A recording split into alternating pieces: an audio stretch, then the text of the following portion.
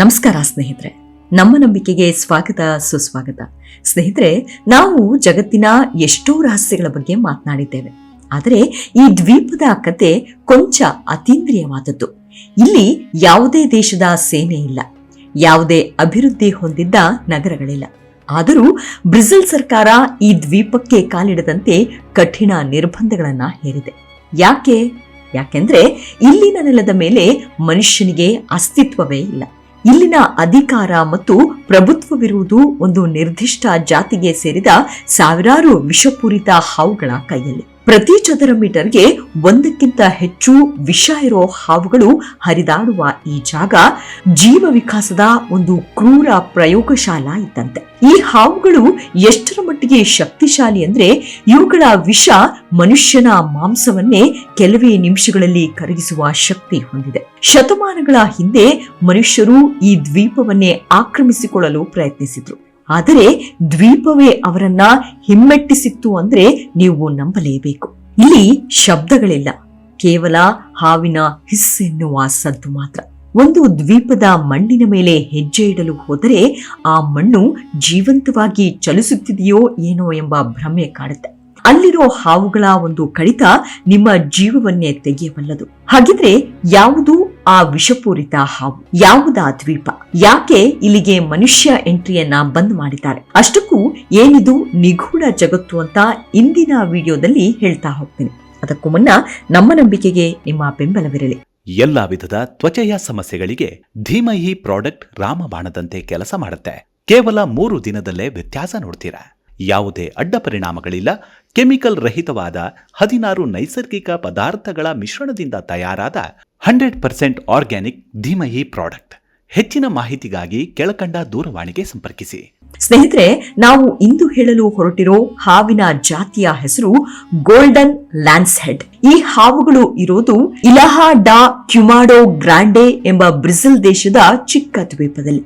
ಇದನ್ನ ಹಾವಿನ ದ್ವೀಪ ಅಂತಲೂ ಕರೀತಾರೆ. ಇದು ಬ್ರೆಜಿಲ್ನ ಸಾಪಾಲೋ ಕರಾವಳಿಯಿಂದ ಸುಮಾರು 33 ಕಿಲೋಮೀಟರ್ ದೂರದಲ್ಲಿರುವ ಅಟ್ಲಾಂಟಿಕ್ ಸಾಗರದ ಒಂದು ಪುಟ್ಟ ದ್ವೀಪ. ಈ ದ್ವೀಪ ಜಗತ್ತಿನ ಅತಿ ಹೆಚ್ಚು ವಿಷಪೂರಿತ ಹಾವುಗಳಿರುವ ತಾಣಗಳಲ್ಲಿ ಒಂದು ಎನಿಸಿಕೊಂಡಿದೆ. ಇಲ್ಲಿ ಗೋಲ್ಡನ್ ಲ್ಯಾನ್ಸ್ ಹೆಡ್ ವೈಪರ್ ಎಂಬ ಅಳಿವಿನಂಚಿನಲ್ಲಿರುವ ಮತ್ತು ಅಪರೂಪದ ಜಾತಿಯ ಹಾವುಗಳು ಮಾತ್ರ ವಾಸಿಸುತ್ತವೆ. ಈ ಹಾವುಗಳು ಜಗತ್ತಿನ ಬೇರೆ ಯಾವ ಜಾಗದಲ್ಲೂ ಕೂಡ ಇಲ್ಲ. ಈ ದ್ವೀಪದಲ್ಲಿ ಹಾವುಗಳ ಸಂತತಿ ಎಷ್ಟಿದೆ ಅಂದ್ರೆ ಇಲ್ಲಿ ಪ್ರತಿ ಚದರ ಮೀಟರ್ಗೆ ಒಂದು ಹಾವು ಕಾಣಸಿಗುತ್ತೆ. ಇತಿಹಾಸದ ಪ್ರಕಾರ ಸುಮಾರು 10,000ದಿಂದ 12,000 ವರ್ಷಗಳ ಹಿಂದೆ ಸಮುದ್ರ ಮಟ್ಟ ಏರಿದಾಗ ಈ ದ್ವೀಪ ಬ್ರೆಜಿಲ್ನ ಮುಖ್ಯ ಭೂಭಾಗದಿಂದ ಬೇರ್ಪಟ್ಟಿತ್ತು ಅಂತ ಹೇಳಲಾಗುತ್ತೆ. ಪೋರ್ಚುಗೀಸ್ ಭಾಷೆಯಲ್ಲಿ ಕ್ಯುಮಾಡಾ ಅಂದ್ರೆ ಕಾಡಿನ ಬೆಂಕಿ ಎಂದರ್ಥ.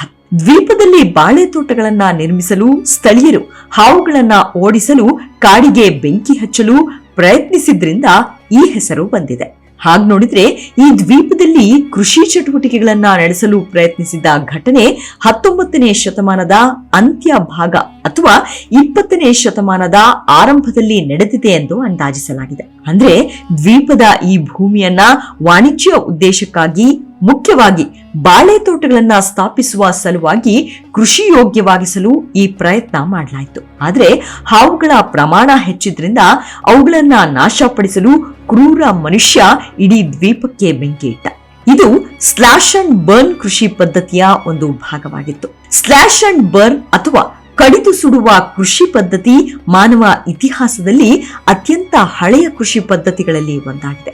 ಇದು ಒಂದು ಸಾಂಪ್ರದಾಯಿಕ ಕೃಷಿ ಪದ್ಧತಿಯಾಗಿದ್ದು ಇದರಲ್ಲಿ ಅರಣ್ಯದ ಒಂದು ನಿರ್ದಿಷ್ಟ ಭಾಗವನ್ನ ಕೃಷಿಗೆ ಯೋಗ್ಯವಾಗಿಸಲು ಮೊದಲು ಮರಗಳನ್ನ ಕಡಿಯಲಾಗುತ್ತೆ.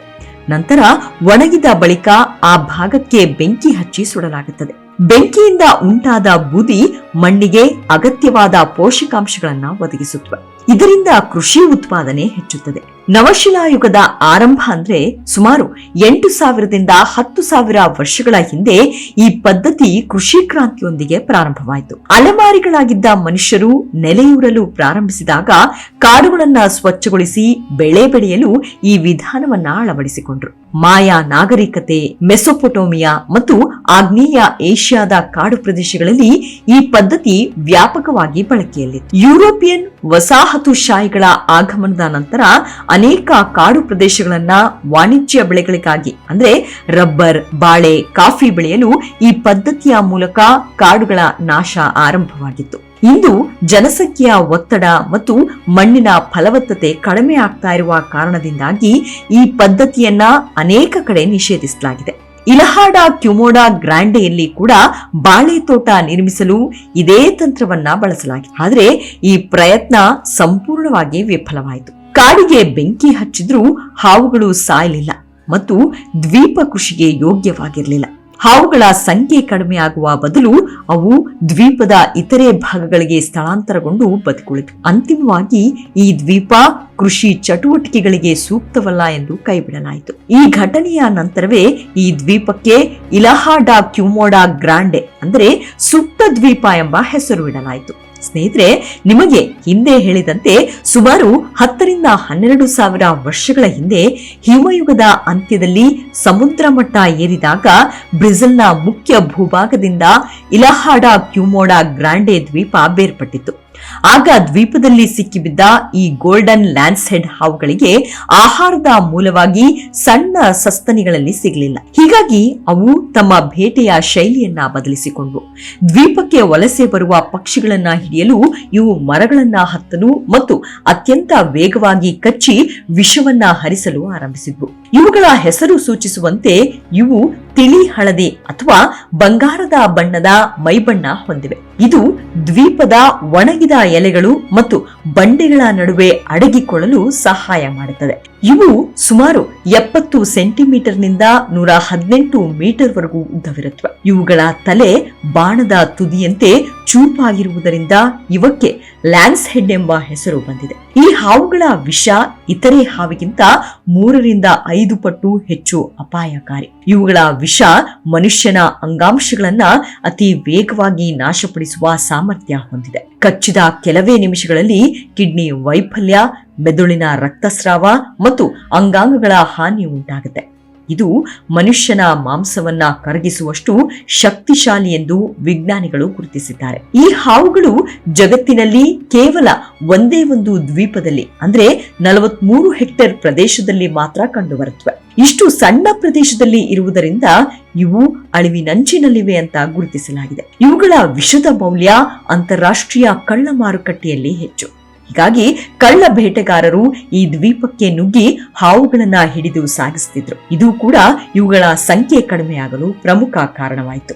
ಇಂಥ ದ್ವೀಪದಲ್ಲಿ ದಶಕಗಳ ಹಿಂದೆ ಲೈಟ್ ಹೌಸ್ನಲ್ಲಿ ಕೆಲಸ ಮಾಡ್ತಾ ಇದ್ದಂತ ಕಾವಲುಗಾರನ ಕುಟುಂಬ ನಿಗೂಢವಾಗಿ ಕಣ್ಮರೆಯಾದ ಘಟನೆ ಇಂದಿಗೂ ಬಗೆಹರಿಯದ ಒಂದು ಕರಾಳ ಅಧ್ಯಾಯವಾಗಿದೆ. ಆಗಿದ್ದೇನೆಂದ್ರೆ 1920ರ ದಶಕದ ಅವಧಿಯಲ್ಲಿ ಮೈಕಲ್ ಮೆನಾಗೋ ಎಂಬಾತ ತನ್ನ ಕುಟುಂಬ ಸಮೇತ ಲೈಟ್ ಹೌಸ್ ನಿರ್ವಹಿಸೋ ಕಾವಲುಗಾರನಾಗಿ ಕೆಲಸ ಮಾಡ್ತಿದ್ದ.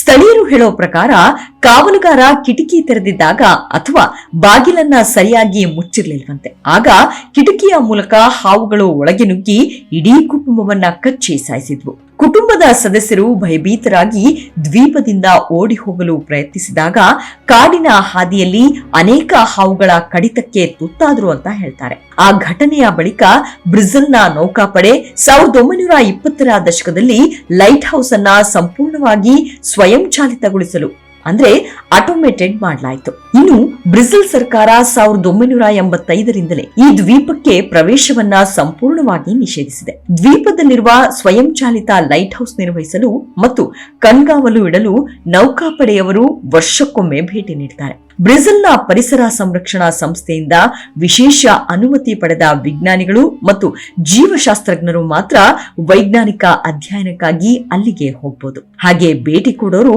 ಒಬ್ಬ ವೈದ್ಯರು ಮತ್ತು ಹಾವಿನ ವಿಷಕ್ಕೆ ಬೇಕಾದ ಆಂಟಿವೇನಮ್ ಔಷಧಿಯನ್ನ ಕಡ್ಡಾಯವಾಗಿ ಇಟ್ಕೊಂಡಿರಬೇಕು. ಹಾವು ಕಚ್ಚದಂತೆ ವಿಶೇಷವಾದ ರಕ್ಷಣಾ ಉಡುಪುಗಳನ್ನ ಧರಿಸಬೇಕು. ಸಾಮಾನ್ಯ ಪ್ರವಾಸಿಗರಿಗೆ ದ್ವೀಪದ ಮೇಲೆ ಕಾಲಿಡಲು ಸಾಧ್ಯವಿಲ್ಲದಿದ್ರೂ ಬ್ರೆಜಿಲ್ನ ಸಾಪಾಲೋ ಕರಾವಳಿಯಿಂದ ಬೋಟ್ ಟೂರ್ಗಳನ್ನ ಮಾಡಲಾಗುತ್ತೆ. ಇವು ದ್ವೀಪದ ಸುತ್ತಮುತ್ತ ರೌಂಡ್ ಹಾಕತ್ವೆ. ಅಲ್ಲಿಂದ ದೂರದಿಂದಲೇ ಈ ಭಯಾನಕ ದ್ವೀಪದ ದೃಶ್ಯವನ್ನ ನೋಡಬಹುದು. ಇದಿಷ್ಟು ಬ್ರೆಜಿಲ್ನ ಗೋಲ್ಡನ್ ಲ್ಯಾನ್ಸ್ ಹೆಡ್ ಎಂಬ ಅಪರೂಪದ ಜಾತಿಯ ಹಾವುಗಳ ಮತ್ತು ಇಲಹಾಡ ಕ್ಯುಮೋಡಾ ಗ್ರಾಂಡೆ ಎಂಬ ದ್ವೀಪದ ಒಂದಿಷ್ಟು ಮಾಹಿತಿ. ಮುಂದಿನ ಸಂಚಿಕೆಯಲ್ಲಿ ಮತ್ತೆ ಸಿಗೋಣ. ಅಲ್ಲಿಯವರೆಗೂ ನಿಮ್ಮ ಆರೋಗ್ಯದ ಕಡೆ ಗಮನವಿರಲಿ. Take care. ನಮಸ್ಕಾರ.